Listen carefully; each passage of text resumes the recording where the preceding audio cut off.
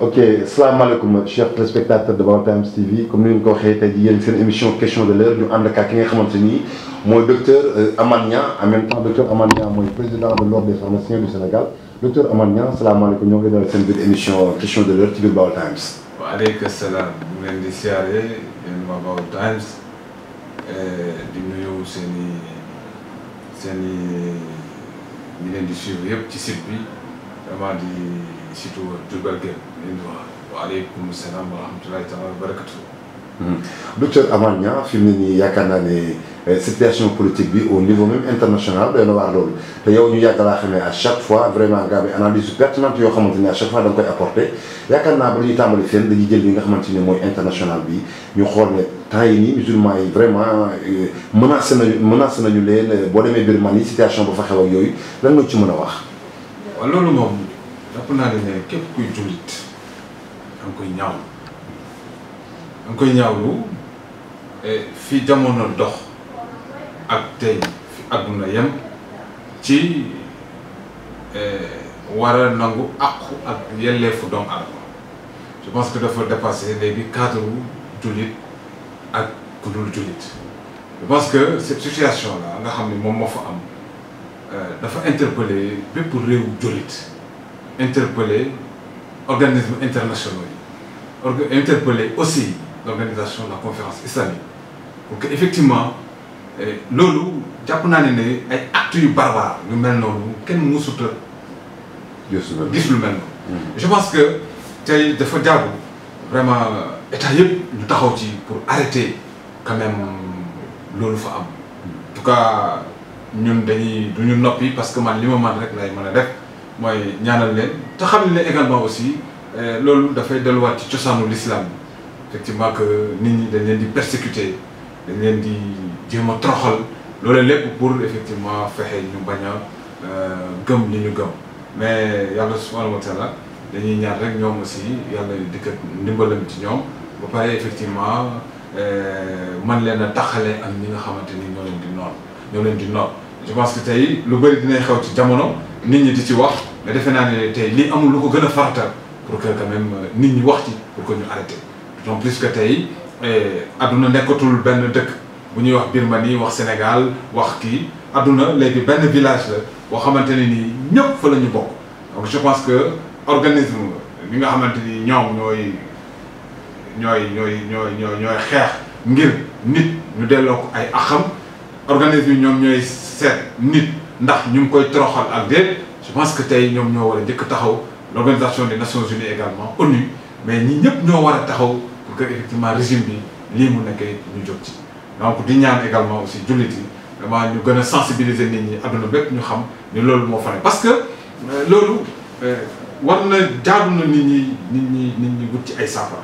parce que buñ ko bëggee jël ci cadre jullit ak yéefar dafay indi loo xamante ni mën naa law et je pense que du li nga xamante ni mooy li gën l'islam diine jàmm la je pense que ku ci nekk war ngaa mën a dund sa diine sans que ñu toroxal la sans que ñu boom la mais jàpp ne ñii véritablement ay nit lañ yoo xamante ne nii waruñu leen bàyyi ñu nekk ci lii ñu nekk defe naa ne jamono doxatul noonu te loolu bu ñu xoolee boo demee tey réew bu mel ni Russie nga xool tey lañ fa réaliser mosquée boo xamante ne nii vraiment ndam la di sagu te pourtant ka ko fa def di jiite réew bi ku ne xam ne nii du julli parce que donc man mënuma comprendre man naka la ay jamono fi mu toll ni adduna fi mu toll ni ci civilisation fi mu toll ci science fi mu toll ci jokkalante askan yi nit ñi donc defe naa war nañu mën a dépasser léegi fu ñuy fawee nit di toroxal moroomu nitam surtout que donc bokku leen diine bu ngeen di professé defe naa ne en tout cas man Amath damay wax rek yàlla leen yàlla wallu parce que nag képp koo xamante ni nii loolu nga xamante ni nii ca nga nekk muy nattu ci yow na nga birli ne yaa ngi ci jihad fi sabilillah parce que ñi nga xamante ni dañoo dee wa man yuhajir fi sabilillah yajid fi ardi muragaman kasira sa'atan wa man yuxrij min baytihi muhajiran ila llahi wa rasulihi faqad waqa'a ajruhu ala llah kon ñoom tey jàpp naa ne même ñu ngi leen di noot di leen di rey di leen di persécuter di def tout mais ñu njort ne ñoom également ñu ngi ci bay suñu borom mais li nga xamante ne nii moom lañ ci war a wax nag mooy jullit yi bu fekkee ne ñu ngi noot seen mbokk jullit ñu ngi toroxal seen mbokk jullit dafa jaadu ñoom ñëpp ñu jóg nekk benn innamal mu'minuuna ixwa wa aslihu bayna axawaykum donc je pense que tey yàlla sax mu ngi jàngale que effectivement su amee ñaari jullit suñu mbokk ñaari jullit ñaari ñoo xamante ni dañuy xeex te ñi nga xamante ni nii yàlla ñuy jàngale naka lañ war a taxawi pour mën leen a atte ka nga xamante ni nii bu doxalee yoon bu far day am dañuy faral ka nga xamante ne ma nga tegu ci la nga xam ne moom la yàlla digale je pense que quand même tey cette situation là dafa interpeller tous les États du monde dafa interpeller le Vatican nga xamante ni tey ñoom ñooy kilifa dafa interpeller les pays arabes l'Arabie saoudite dafa interpeller l'OCI dafa interpeller tous les musulmans parce que quand même nekkatuñ ci jamono joo xamante ni dañuy noot nit parce que effectivement dafa gëm daal defe naa ni loolu acte bu ko gën a barbare amul jàpp naa ni ne lu ñu war a taxawal la saafara ko ngir mu dakk jërëjëf mbokk yi ba léegi ñoo ngi leen di fàttali na yéen a ngi seen biir émission question de l'heure nga xamante ni yéen a koy ànd ak waa Baol Times waa Baol Times nga xam ne question de l'heure day traité lépp li nga xamante ni moo xew ci àdduna bi amaan na yaakaar naa sànq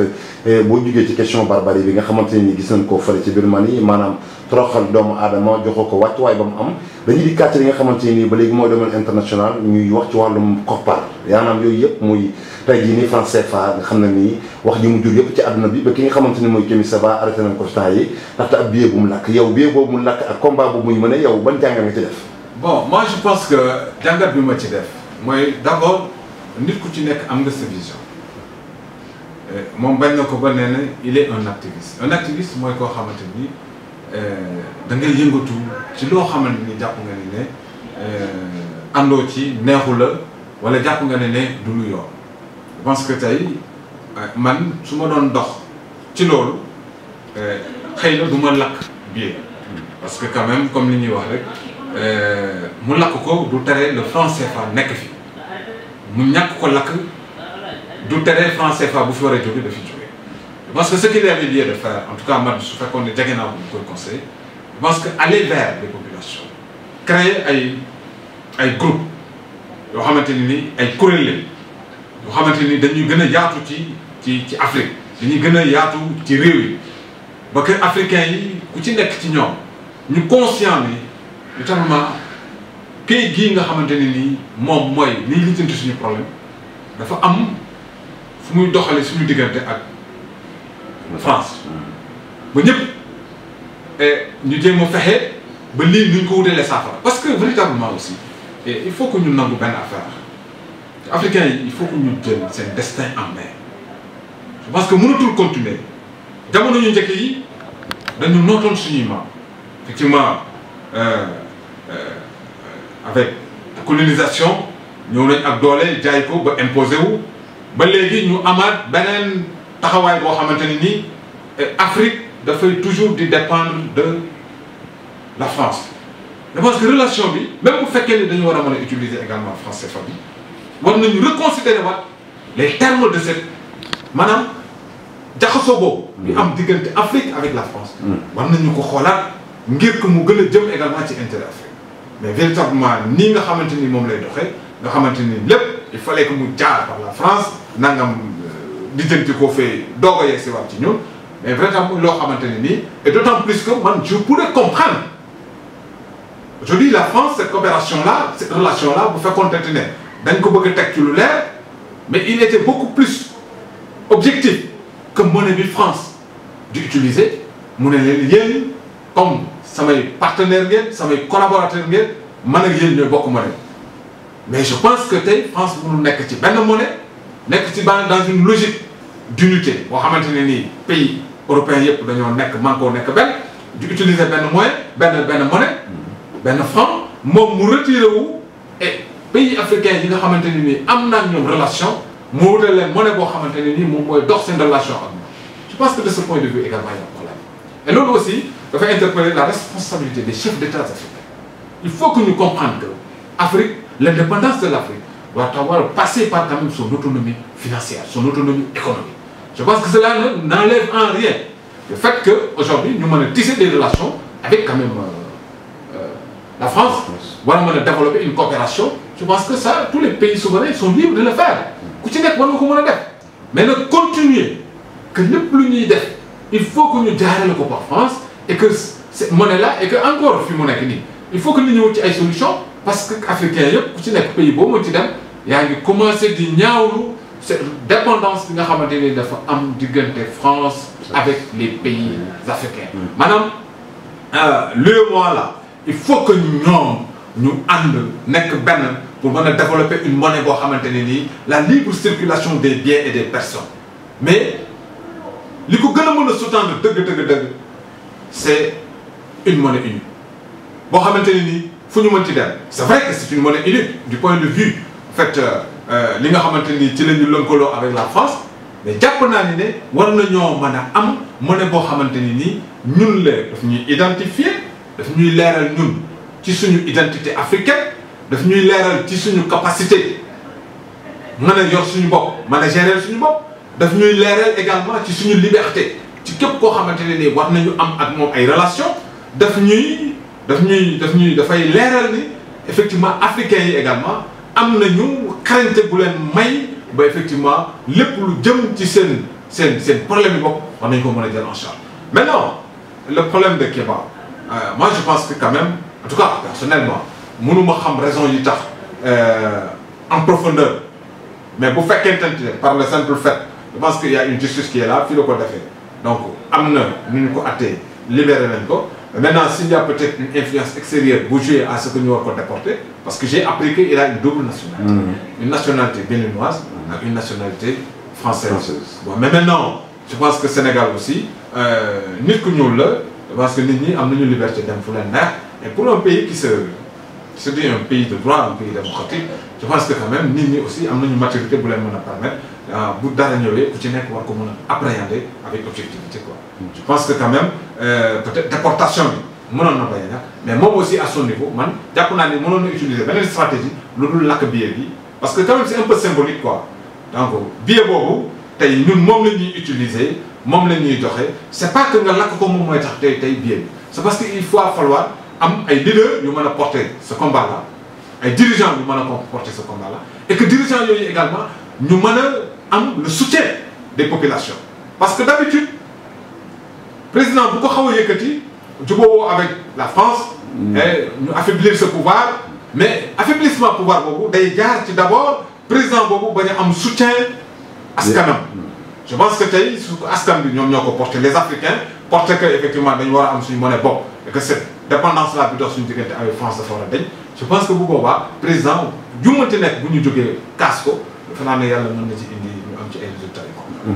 dégg ñoo ngi nekk ak ba léegi ki nga xamante ni mooy docteur Amane Niang nekk ba léegi tamit président de l'ordre des pharmaciens Amane Niang yaakaar naa ne comme ni nga ko waxee léegi bu dee ci dañu xool ci logique bi nga xamante ni liberté la gars yi di jéem a cultiver est-ce que nekkul na tey jii moo waral c'est-à-dire ñuy gis ci biir réseaux sociaux yi à chaque fois des Sénégalais chaque fois jóg di attaquer pouvoir jóg di attaquer système bi ak yeneen yi y a le cas d'Assane Diouf am na ñeneen ñoo xam ne jug nañu wax yow lan nga appréhender vraiment phénomène bés boobu. moi je pense que def naa ci benn vidéo jàmm ci barki démb bu ma partagé c'est vrai am na ñu bëri ñu ko rafet mais da ci am ñetti affaire yu am réseaux sociaux d'abord c'est un problème de propriété individuelle je pense que Mor man ak yow war nañu mën a sekk waxtaan ma ak yow kenn fekkewu Abdou Gueye mii nga àndal fekkewu ma wax mën ngaa wax lu bon comme mën ngaa wax lu rafet comme mën nga wax loo xamante ne nii également keneen déggu ko mais li bon mooy le jeu des transferts man ak yow léegi te loolu c'est une forme d'espionnage maanaam mooy yëddu doomu aadama maa ngi yow dañoo wax ñu wax ba pare nga jël wax jooju tasaare mais wax ji man ak yow la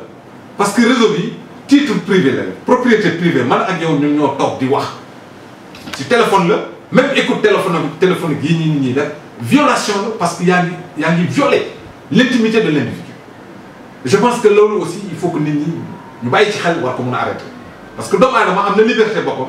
ba peut-être li muy seq ak moroomu nitam mu mën koo développer fu mu ko neexee mais su fekkee ne léegi nit ki dafa foog wax jooju tasaare je pense que bu ñu demee bay punir du kuy wax ji moom la ñu war a punir mais ki ko dem tasaare ko moom la ñu war a punir parce que effectivement moom moo trahir loo xamante ni sax na parce que moom aussi la mu wax génnewul parce que bu ma toogee man ak yow nga wax bu ñaaw man am naa ci xalaat lu ma la war a wax mais bu ñu demee yow man ma génne yow sa wax ju ñaaw tas ko ça veut dire que man mi ko tas également dama trahir li nga xamante ni nii moom moo seq suñu diggante. ay doomu aadama la suñu mais maintenant est-ce que le pouvoir dafa war a mën a toog di gérer maintenant ce qui se passe dans les réseaux sociaux ça aussi c'est un problème parce que quand même am na yeneen question beaucoup plus importante yoo xamante ni nii dañu war a toog di concentré wu ci ni nit dafa am lu mu wax ci réseaux sociaux yi dañ ko war a jàpp je pense que quand même loolu war nañ ko mën a dépasser quoi maintenant il va falloir quand même organiser ce système là ah doté ko de dispositions juridiques c'est-à-dire que am loo xamante ne nii dañ jàpp ne lii ak lii noonu la war a doxal mais effectivement les effets pervers de l'évolution scientifique nga xamante ne nii xam-xam dafa taxaw loolu pour nit maîtriser ko c'est tout un problème et man je dis damay poser question rek ñaata sénégalais ñoo toog ci seen rox di wax ay wax joo xamante ne nii tey buñ ko tasaare woon est-ce que effectivement tey du ñu dem ci jàpp ñëpp ça c'est un problème mais maintenant ñi nga xamante ne nag également aussi dañuy wax xamante ne dañu am responsabilité ba léegi di partager yenn message je pense qu'il est important que un citoyen d'abord mu xam li muy wax parce que wax dama koy wax tout le temps nit ñi quand je développe ñuy wax ni ne way moom dafa bëgg wax ci bu waxee ne yàlla nee na ainsi de suite mais je pense que amul référence bu gën a wér jàngale suñu borom jàngale suñu borom bu ci ñëpp doon sukkandiku je pense que nit ku ci nekk da nga am loo tal leneen lu dul nekk di wax lu bon ci doomu parce que nag am nga liberté wax mais aussi am na yoon beneen boo mën a jaar pour que li ngay wax nit ñi mën ko dégg parce que wax professeur Cheikh Anta am na yàlla dolli leer dama naan dégg muy jàngale ne wax ci doolee saaga da ngay wàññi doole ci mais man dama ni Cheikh Anta moom moo wax loolu mais yàlla li mu wax mooy bi jàngale bi gën a rafet dafa ne alam tara kayfa daraba Allahu mashalan kalimatan tayyibatan ka shajaratin tayyibatin asluha thabitu wa far'uha fi samai nee na wax ju rafet wax ju teey wax ju ñëpp mën a dégg dafa mel ni garab bu rafet boo xamante ni nii ay reenam dafa sori biir suuf te boo xoolee ay feuilles ak i branches am ñoom ñëpp ñu nga féete biir kaw ba boo xoolee garab boobu da ngay am taar moo tax mu ne kalimatun tayyibatun ka shajaratin tayyibatin asluha saabitun wa far'uha fi samai kon nit ñi war nañu bàyyi xel te soo demee ba bëgg nit ñi dina déglu aussi nga xam li ngay wax parce que nit aussi buy wax day wax lu am intérêt mën naa développer par exemple tey dans le ci réseaux sociaux gars yi am na loo xamante ni ku mel ne par exemple un gars comme Assane Diouf def naa ci vidéo bay demander gars yi na ngeen bàyyi saa vraiment ma koy dégg moom aussi muy feeñal bokk ak taxaw gi mu nekk ci taalibe bi Sëñ Tuubaa ma jàpp ni Sëñ Tuubaa képp koo xam ne da ngay wuyu ne moom ab taalibeem am nga neneen noo mën a tax du tere nag nit am lu ko naqari mu di ko wax mais am lu la naqari dafa am noo koy waxee parce que yàlla dafa ni bu fekkee da ngay woote dafa ne ud'u ila sabili rabbika bil hikma wal maw'izati al hasanati wa jadilhum billati hiya ahsan inna rabbaka huwa ahlamu biman dalla an sabilihi wa ahlamu bil muhtadin mu ne booy woote na nga woote ci teggin yu gën a rafet ak ci woote boo xamante ni nii yiw la te li mu gën a yiw nga ci ko wax ndaxte kat yàlla xam na ki gën a tegu ci yoon ak ki nga xam ni moo gën a dëng am nga loo may wax c'est très important mu jëm ci samam réew mu jëm ci ñi may jiite je pense que da ngay jël sa temps nga am noo ko développé nit ñi dégg ko mais bu fekkee ne da nga saaga yàlla nag dafa ni man bëgguma wax ju bon yàlla dafa ne laa yuhibbu llaahu al-jahra bi suu'i min al-qawli illa man zulima c'est-à-dire que bëggul nit kuy wax lu bon lu dul nit koo xam ne dañ koo tooñ war a dellu effectivement nag foofu daay ñëwee ci nit ñi ne effectivement am na fi am nit ñoo xam ne dañ doon di saaga di nekk ay dirigeants et je pense que c'est là où c'est encore beaucoup plus intéressant di interpeller notamment le profil la qualité ki war a jiite nan la war a mel ban nit la war a doon ki war a jiite dafa war a nekk nit koo xamante ni royukaay la mais ki war a jiite du nekk nit koo xam dafa vulgaire ki war a jiite nit ñi warul nekk koo xamante ni ay kaddu yu ñaaw moo ci génn. bu xamee dara sax ci doomu adama bi da koy leeral je pense que quand même là aussi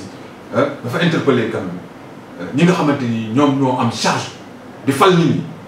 que également aussi ngay seet doomu adama yi nga xamante ni dañuy incarner ay valeurs dafa am nu ñu mel dafa am lu ñu gëm dafa am nu ñuy doxee bu képp ku leen gis bëgg leen je pense que ci loolu moo tax yonent bi sallallahu alayhi wa sallam bi ko yéefar yi ak ñi nga xamante ni ce sont ses ennemis dañ ko doon di saaga mais yàlla dafa ñëw ak moom dafa ne wa in ahabtum fa ahibu bi misli ma uhibtum bi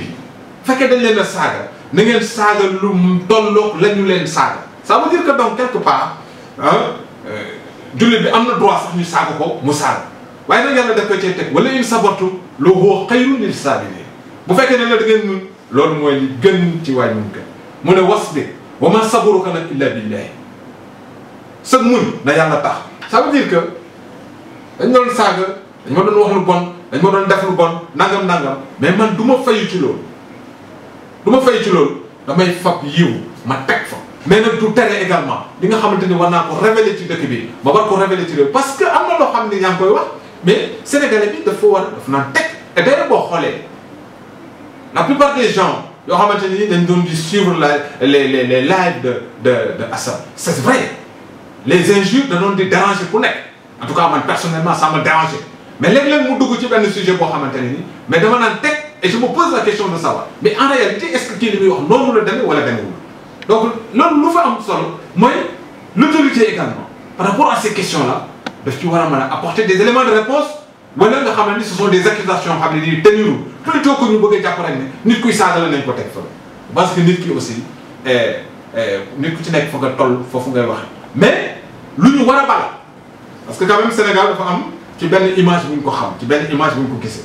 ci benn image boo xam ne foofu la taxaw foofu lañ ko gëmee donc ñu yar ñu jàngal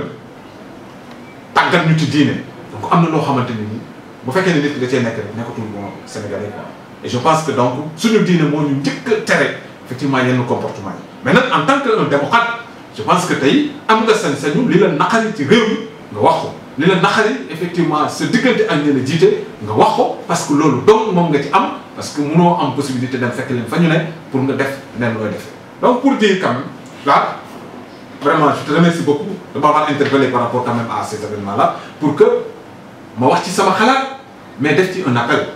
il ne faudrait pas que quand même ñuy wane la plus mauvaise image de notre pays que ku nekk da nga mer way naa ko faje saaga ça ne règle rien je pense que dafay def lu dul yee fitna et réew mi lii moo koy doxal ku nekk na nga xam fan nga war a taxaw pour que effectivement li nga bëgg ci réew mi nga jëm ci taxaw c'est quoi dama contre pouvoir bi dama ànd ak pouvoir bi donc lan moo war a nekk suma message damay dem ci sénégalais yi leeral ko damay dem ci ñi ma jàpp ne ñii war nañoo xam lii que ni ne le pouvoir Sénégal am na pétrole ni ñu koy gérer ni ñu koy doxale je pense que lii bu dakkulee réew mi kat dafa féete bopp gars yi la justice de ce pays là donc nii ñuy doxale justice bi réew bu bëgg dem ci kanam justice dafa war a nekk jaxanaay donc ça c'est important ce sont des questions qui interpellent tout citoyen mais noo ko war a waxee est-ce que ci saaga nga koy régler je ne pense pas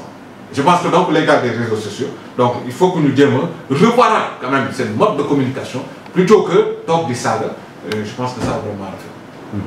jërëjëf docteur Amane Niang ci leeral yi ñu indil maanaam ci question yi nga xamante ni tamit askan wi yëpp ñoo ko doon xaar ndaxte à chaque fois di xam ne boo ñëwee sa intervention vraiment pertinence bi mu am ak yooyu yëpp yaakaar naa ne suñu émission question de l'heure des bëreetul yaakaar naa fi lañ jeexale ak yow mënuñoo jeexal sans pour autant ñu wax ci li nga xamante ne nii mooy formation gouvernementale bi nga xamante ne nii moo bees fi mu ne nii ci réew mi docteur Amane Niang boobu ba léegi pour la première fois dans l'histoire du Sénégal sax mën nañu ko wax gannaaw bi nga xamante ni jóge nañ ci législative premier ministre démissionné vraiment ñu war a former benn kii nga xam ne constitution maye na ko yow formation gouvernement bees bi ban jàngat nga ci am ak vraiment ban gouvernement ngay xaar. bon c'est vrai que la question est pertinente et d'actualité. Sénégalais bu ci nekk yaa ngi ci toog ci wax ça veut dire que donc que bu ñu nëbbantee aussi il y a des problèmes d'urgence dans ce pays-là. En tout cas man ci secteur bi ma nekk il y a un problème qui est réel qui est là boo xamante ni dafa concerner en fait aujourd'hui la santé des populations. Parce que ñun man personnellement waxuma sax ci sama casquette ou sama profession je sais pas mais je parle en tant que citoyen acteur politique boo xamante ne ni la situation du pays daf ko interpellé parce que tey Sénégalais yi xaar nañ quand même ci en fait des ministres yu mën a porter les ambitions et les attentes de ces populations maanaam li population yi xaar ñu mën ko traduire quand même en acte concret c'est-à-dire plutôt que quand même mu nekk un gouvernement boo xamante ni dañ ko monter en vue véritablement de préparer des élections. Je pense que le problème aujourd'hui le pays c'est de faire face à ces urgences faire face à ces urgences mooy secteur bu ci nekk voilà dafa nekk ci ay souffrances dafa nekk ci ay impair dafa nekk ci ay difficultés quand même que ces gens-là soient à la hauteur de pouvoir quand même les gérer objectivement et dans un élan véritablement de citoyenneté parfaite c'est-à-dire que gëm na leen être au service de son pays c'est quand même la station la plus élevée de la seigneurie quoi c'est-à-dire doomu aadama su la yàlla fabee teg la ci kanam nit nga war a nekk ci seen service et je te dis que da nga war a comprendre loolu nga war a bañ a nekk nit koo xamante ne da ngay profiter de cela pour pouvoir quand même te servir toi-même. Je pense que le problème de l'Afrique également nous avons quand même obligation d'interpeller ces gens-là par rapport quand même à cette réalité-là mooy que ñu nekk des serviteurs un serviteur mooy nit koo xamante ni il se sacrifie nit koo xamante ne nii il est prêt à se donner nit koo xamante ne nii il n'attend pas que ñu jox ko loolu mooy un serviteur moo tax yàlla subhanahu wa taala daf ñuy jàngal ne ñi nga xamante ni dañu amal nit ñi njëriñ wa amama yanfa'u naasa fa yamkusu fil ard yàlla nee na ñi nga xam dañu amal njëriñ nit ñi yàlla nee na dama leen di wàcc dama leen di jàggal ci kaw suuf c'est-à-dire que donc bu ñu la tànnee 14 millions d'habitants je pense que cela ne témoigne pas ou ne justifie pas que ces derniers sont les meilleurs non loin de cela dafa di il faut que ñu am ñu jiite je pense que dans tout secteur quand même que ñu bañ a politiser effectivement ces ministères là c'est-à-dire que ñu def et que man gëmuma man amaat que nit ki dañ koy fal parce que dafa war a am mbooloo danañu mës a fali ku am mbooloo te mënul dara xamul dara nit ki dañ koy fal sur la base de ses compétences dañ koy fal sur la base de ses capacités à pouvoir conduire ça c'est important yàlla daf ñuy jàngal ne ñi xam du ñu bokk ak ñi xamul dafa ne hal yastawi alladhina ya'lamuna walladhina la ya'lamuna innama yatazakkaru ulul albab ce pays-là regorge des potentialités énormes la politique koy bëgg a yàq à travers la politique tout le monde nourrit des ambitions et je pense que ça également il faut que quand même képp ku nekk président même l'actuel président de la République Macky il est important qu'il le comprenne qu'il intègre que aujourd'hui faire un pays passe par quand même le choix des hommes capables de conduire quand même sa vision en tout cas man Amath je ferai partie des premiers citoyens lui applaudir un ministre de la santé bu fi jëlee tey le marché de la rue c'est-à-dire que c'est dans tous les pays du monde je te dis j'ai fait les États-Unis j'ai fait l'Europe j'ai fait l'Asie j'ai fait le Maghreb musuma ci gis réew moo xamante ni nii la koy développé dañ naan garab yi ci mbedd mi lañ koy jaay ça lu ko gën a nekk catastrophe amul je pense que dafa interpeller la responsabilité d'un État bu war a mën a rétablir parce que nit ñi nañuy dem ci ñi nga xamante ni ñoom la yàlla def ñu am xam-xam pour mën a doxale dara maintenant bu ñu bëggee toog rek léegi amaat nga am na mbooloo nañ jéem a seet naka la ñuy jéem a approché ko pour que ëllëg mu ngeen ñoo fal mais effectivement danañ la fal waaye nag lay sologate réew mi war cee dem ci dox donc je pense que également aussi et malheureusement à Diourbel je pense que loolu aussi peut-être bu ñu ko tàmmayee dinañ ci wax effectivement en tout cas il s'est passé beaucoup de choses boo xamante ne nii aussi am naa ci sama gis-gis am naa ci suma xalaat je pense que Diourbel je ne cesse de le dire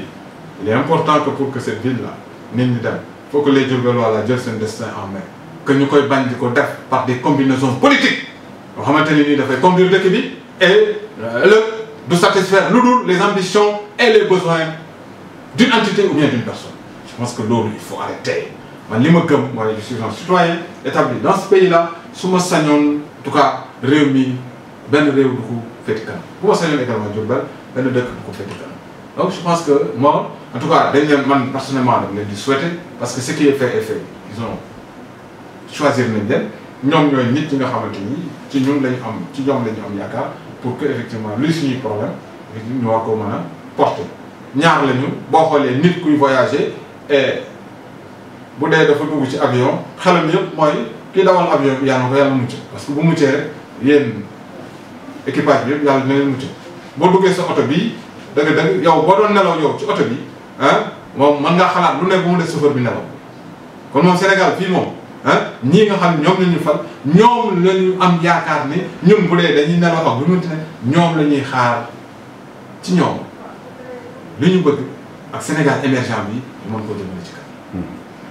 jërëjëf mbokk chers téléspectateurs de World Times TV kooku moo nekkoon docteur Amath Niang nekk président de l'ordre des pharmaciens aussi du Sénégal Amath Niang ñoo ngi lay jaajëfal vraiment ci éclaircissement yi nga indi question yi ñu la posé wax dëgg yàlla yaakaar naa ñoo ngi àndoon ak yow ci émission bi ki nga xamante ni moo nekkoon ci caméra bi nekk Abdou Gueye di ko jaajëfal bu baax di la jël dox daje ci benn numéro jërëjëf. mais merci Mor je pense que man maa leen di remercier parce que chaque fois que situation tollu fenn mais ngeen ñëw interpellé ma bu ma dama leen di ñaanal. vraiment tey génn ngeen Diourbel ci benn enclavement mooy maanaam benn goutte goo xamante ne nii lu bari lu daan di xew nit ñi du ñu am possibilité fu ñu ko waxee possibilité fu ñu ko safante et je pense que ça aussi c'est important en tout cas di balu àq ñëpp foofu lay terminer di balu àq ñëpp kaddu yi ma yëkkati aussi képp jàpp ne da nga yaa tax ma di ko wax wala dama la ci tooñ ñu ngi lay balu àq ci daraje suñu borom di la balu àq di wax ne rek. et noonu laa gisee noonu laa mën a waxee donc lii rek la ñu xam ne ne quand même faire ce pays là ce n'est pas en fait une responsabilité boo xam ne dañ koy gàll ci ndoddu kenn un pays ña ko dëkkee ñoo koy defar